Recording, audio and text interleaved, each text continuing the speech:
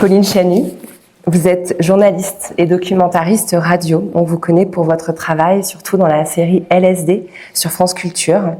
Vous êtes aussi autrice d'un livre, Sortir de la maison hantée, publié aux éditions La Découverte. On est en train de vivre un moment très particulier ensemble, parce que c'est la première fois que j'enregistre un podcast hanté.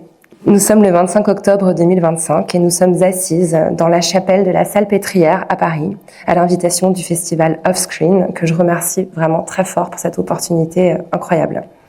La Salpêtrière, c'est le plus grand asile de femmes du 19e siècle et cet asile est au cœur de votre livre. C'est ici même que le professeur Charcot menait ses expériences sur des femmes désignées comme hystériques. J'espère que les esprits de quelques-unes de ces femmes sont avec nous aujourd'hui. Vous écrivez dans votre livre « Nos sociétés sont hantées par les fantômes de celles qu'on n'a pas crues, qu'on a internées, mutilées, exhibées. Ouvrir les archives de la Salpêtrière, rendre publiques les correspondances freudiennes, c'est participer à libérer ces fantômes. » Alors on va parler de tout ça ensemble, car dans votre livre, vous reliez le destin de ces femmes de la Salpêtrière aux hystérisées d'aujourd'hui, celles qu'on traite de folles, celles qu'on veut faire taire, surtout quand elles dénoncent les violences masculines. Petit aparté, j'ai aussi appris en préparant l'épisode que la Salpêtrière, à l'origine, c'était l'endroit où on stockait la poudre.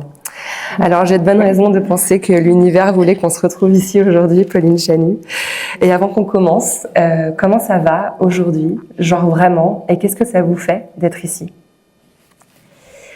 Ça va. Je vous avoue que j'ai pas l'habitude d'être dans cette position-là. D'habitude, c'est moi qui pose les questions, donc c'est un peu intimidant pour moi.